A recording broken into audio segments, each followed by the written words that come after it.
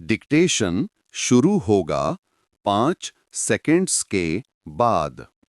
5, 4, 3, 2, 1।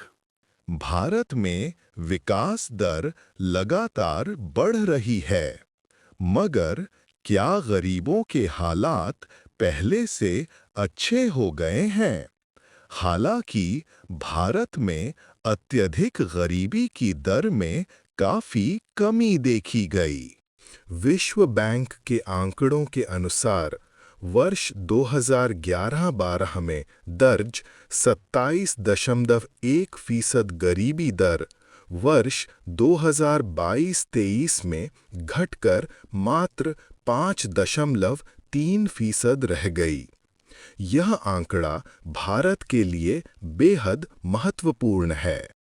एक लंबे अंतराल के बाद यह स्थिति सामने दिख रही है, जो उत्साहवर्धक है। विश्व बैंक ने स्पष्ट कहा है कि भारत में अत्यंत गरीबों की संख्या घटी है।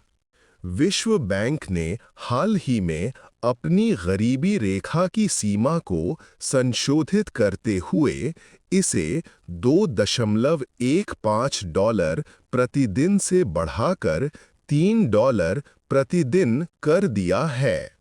इस नए मानक के अनुसार भारत में अत्यधिक गरीबी की दर में उल्लेखनीय कमी देखी गई है। बेहद गरीबी में गुजर बसर करने वालों की संख्या 34 करोड़ 40 लाख 47 हजार से घटकर 7 करोड़ 50 लाख 24 हजार हो गई है। विश्व बैंक की यह रपट 100 से अधिक विकासशील देशों में गरीबी, साझा समृद्धि और असमानता के रुझानों के बारे में बताती है। विश्व बैंक समूह और अंतर्राष्ट्रीय मुद्रा कोष की वार्षिक बैठकों के लिए साल में 2 बार जारी होने वाली यह जानकारी किसी देश की गरीबी और असमानता के बारे में स्पष्ट तस्वीर सामने रखती है।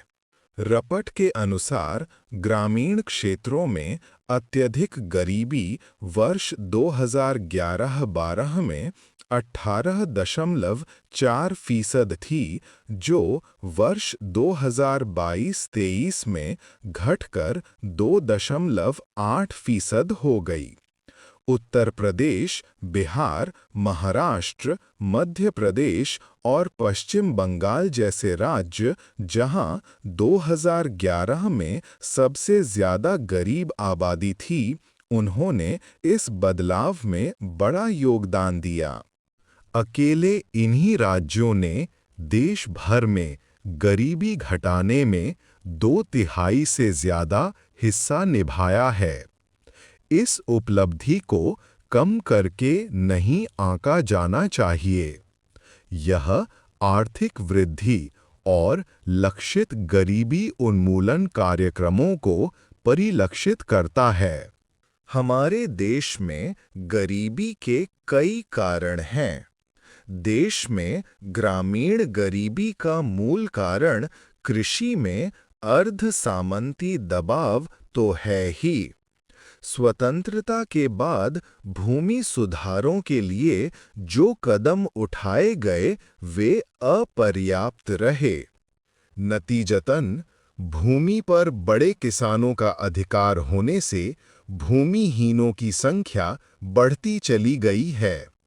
लगभग सभी खेतीहर मजदूरों के परिवार, काफी संख्या में छोटे और सीमांत किसान तथा भूमिहीन गैर कृषि क्षेत्रों में काम करने वाले श्रमिक परिवार गरीब हैं। जनसंख्या लगातार बढ़ रही है, लेकिन भूमि तो उतनी ही रहती है। इससे श्रम उत्पादकता और वास्तविक प्रति व्यक्ति आय कम होती जाती है। कृषि में तकनीकी परिवर्तनों और अनाज के समर्थन मूल्यों में वृद्धि का लाभ बड़े किसानों को ही हुआ है। वहीं देश में बढ़ते पूंजीवाद के कारण नव उदारवादी नीतियों तथा खुदरा क्षेत्र में विदेशी निवेश की नीतियां गरीबों के लिए अहितकर सिद्ध हुई हैं। बहरहाल, भारत ने वैश्विक गरीबी उन्मूलन के लक्ष्य की ओर तेजी से कदम बढ़ाए हैं। विश्व बैंक की यह रपट इस बात का प्रमाण है कि नीति, प्रयास और जन सहभागिता से गरीबी जैसी चुनौती मात दी जा सकती है। हालांकि इस रपट से इतर भी हाल की कई रपटों में अत्यधिक गरीबी घटने की बात रेखांकित की गई थी। इसका कारण आर्थिक विकास दर निरंतर मजबूत बना रहना और ठोस नीतियां हैं। पिछले कुछ वर्षों में भारत सरकार ने देश की अर्थव्यवस्था को आगे बढ़ाने के लिए कई उपाय किए हैं। सरकार नागरिकों की वित्तीय स्थिरता के साथ-साथ अर्थव्यवस्था के समग्र विकास को लाभ पहुंचाने वाली नीतियों और कार्यक्रमों को लागू करने में प्रभावी रही है। निश्चित रूप से इस उपलब्धि में विभिन्न कल्याण कार्यक्रमों, मसलन आर्थिक विकास और ग्रामीण रोजगार योजनाओं की बड़ी भूमिका रही है। निस्संदेह इसने सबसे गरीब तबके के लोगों की आय बढ़ाने में मदद की है। सार्वजनिक वितरण प्रणाली में सुधार, प्रत्यक्ष लाभ हस्तांतरण, बिजली और आवास तक इस तबके की पहुंच बढ़ाने जैसी पहल ने ग्रामीण और अर्ध शहरी भारत में जीवन की गुणवत्ता बेहतर बनाने में योगदान दिया है, जिसका नतीजा सामने है। मगर जहां हम गरीबी उन्मूलन की दिशा में मिली सफलता पर आत्ममुग्ध हैं, तो वहीं समाज में बढ़ती आर्थिक असमानता हमारे लिए चिंता का विषय होना चाहिए। पिछले साल जारी की गई विश्व असमानता रपट 2022 से पता चलता है कि भारत में शीर्ष 1% लोगों की संपत्ति में बड़ा उछाल आया है। वे लोग देश की 40% संपत्ति नियंत्रित करते हैं। ये असमानताएं निश्चित रूप से दूर किए जाना चाहिए। यह ठीक है कि बीते एक दशक के दौरान रोजगार में भी वृद्धि हुई और ग्रामीण और शहरी दोनों क्षेत्रों में उल्लेखनीय सुधार हुआ है। इस दौरान भारत में बहुआयामी गरीबी कम करने में सफलता मिली है। संघीय शासन वाले इतने बड़े और विविधतापूर्ण देश में नीति निर्माण की चुनौतियों को देखते हुए यह एक बड़ी कामयाबी है।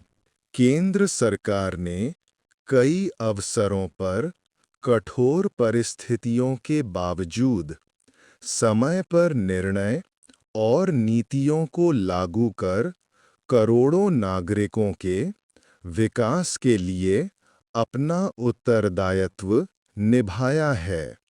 राजगढ़ सरकार के पहले कार्यकाल में उन्हें विरासत में मिली सुस्त अर्थव्यवस्था एक बड़ी चुनौती थी, लेकिन इसे सकारात्मक विकास की ओर ले जाया गया। फिर भी असमानता, बेरोजगारी और बुनियादी सेवाओं तक पहुंच की कमी जैसी चुनौतियां लगातार बनी हुई हैं। भारत के विकास की गाथा तभी लिखी जा सकती है जब हम असमानता की खाई को पाट कर गरीबी को कम करने की दिशा में आगे बढ़ें। ये तभी संभव है जब सरकार की कल्याणकारी नीतियां न केवल उन्हें गरीबी की दलदल से बाहर निकालें, बल्कि उन्हें स्वावलंबी भी बनाएं। आर्थिक कल्याणकारी नीतियों का उद्देश्य मुफ्त की रेवड़ियां बांटना न होकर उन्हें अपने पैरों पर खड़ा करना होना चाहिए। खैर, विकसित भारत के लक्ष्य को हासिल करने के लिए केंद्र सरकार की कई पहलों, योजनाओं, तेज आर्थिक सुधारों और ज़रूरी सेवाओं तक सबकी पहुंच का ही ये नतीजा है कि देर से ही सही, लेकिन गरीबी अब घट रही है।